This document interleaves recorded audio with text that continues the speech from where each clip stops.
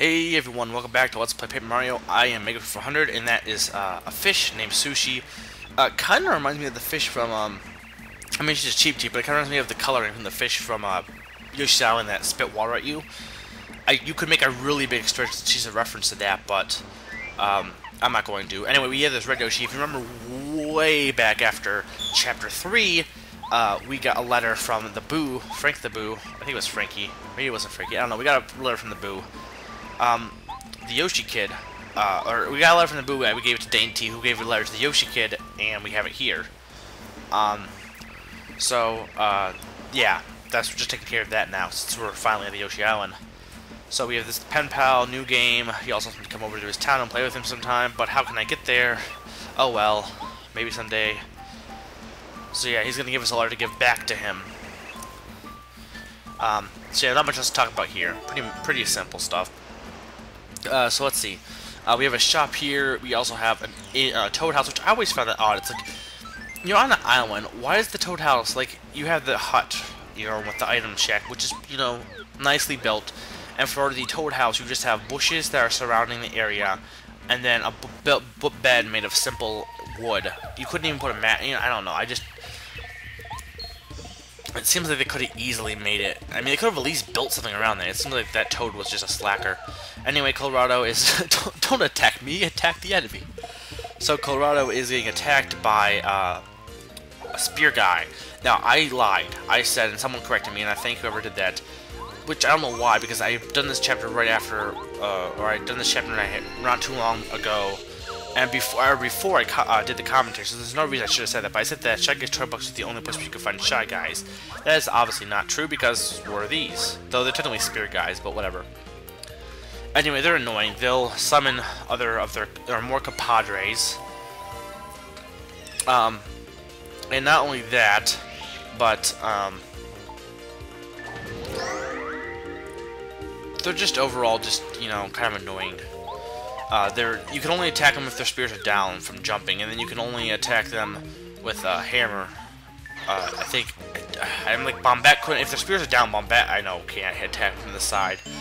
Cooper can attack anyone because the shell protects him. I think. I don't think there's anyone who gets upset or hurt by Cooper. I don't know, or who can hurt Koopa when he's in his move. Maybe fire. I don't think even fire enemies for that matter.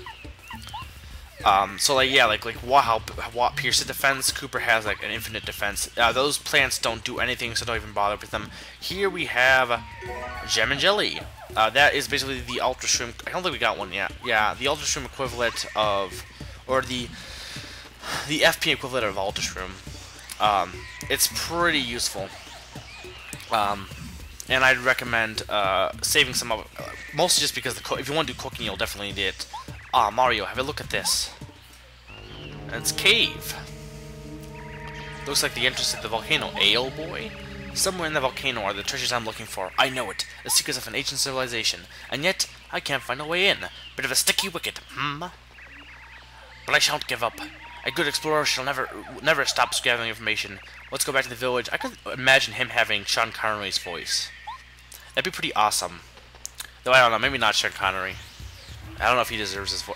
Colorado's pretty awesome, though. And he's definitely the best. Like, each Paper Mario game has a character like him in Chapter 5. Ho, ho, ho. What did you think? I was pissed by enemies again, old boy? Just a bit of a joke. Explorers must have a sense of humor, don't you know? At any rate, let's move on. So, yeah, I love... there's 5... Each Paper Mario Chapter 5, there's always a character who's an explorer who's kind of, you know... what's the word?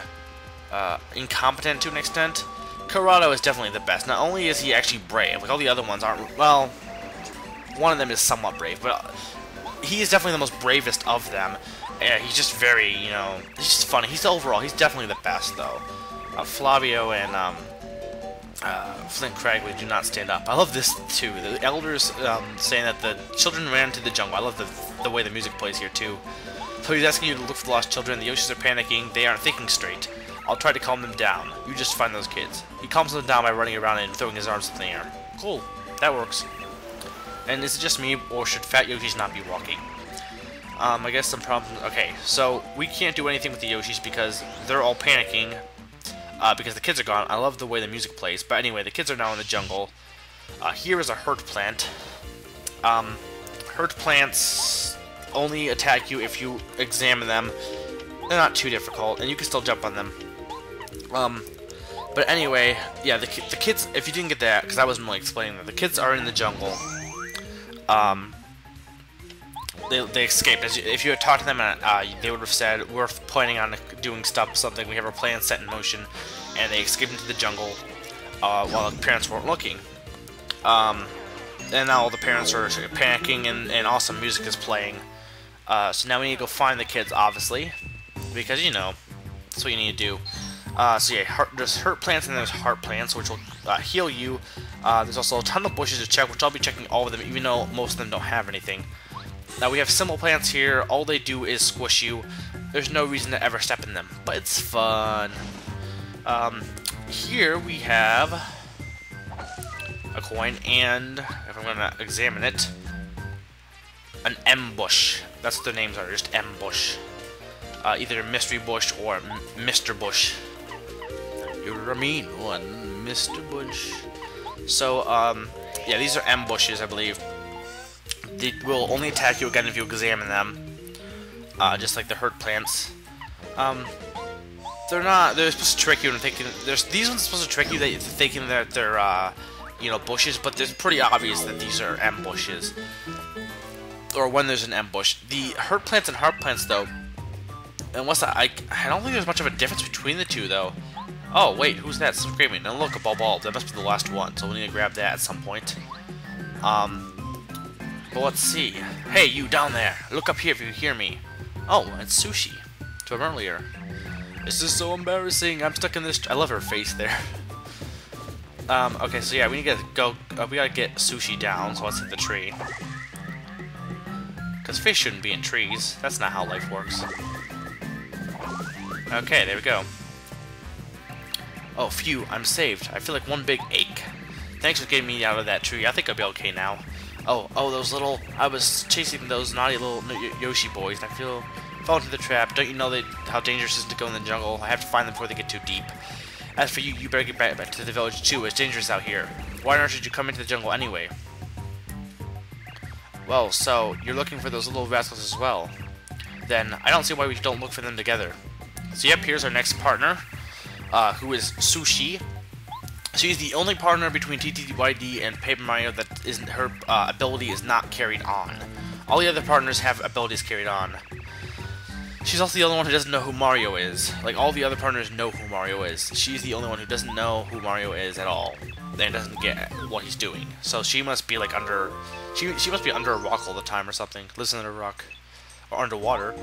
So her ability allows you to ride on water. Now her ability does carry over, I kind of lied, but it doesn't carry over in the form of a partner. In TTYD, there's a paper ability that allows you to do the same thing as this, but her ability does not carry on as a partner. So here are her moves. Belly flop, which is pretty cool. Basically no different than, head bonk or something. It's just a jumping move. And then we have squirt, which will allow her, it's got an interesting extra command, and it allows you to squirt water at enemies, especially useful on fire enemies, which we'll be facing. So yeah, more bush checking. And yeah, here's how swimming works. You press down, and if you want to go dive, you press down again to go underneath things. Let's grab this star piece, and here's a letter. And now let's go left. So, before the end of the episode, well, actually, let me talk to this bulb first.